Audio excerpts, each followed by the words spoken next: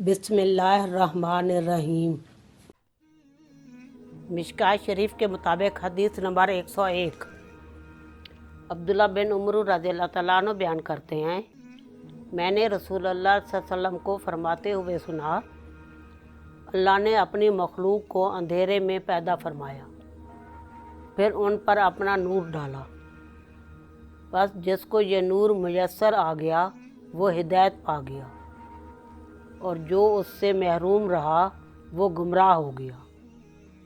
بس میں اسی لیے کہتا ہوں اللہ کے علم پر قلم خشک ہو چکا۔ روائے احمد حدیث نمبر 2/176 اور حدیث نمبر 6644 اور ترمذی شریف حدیث نمبر 2642۔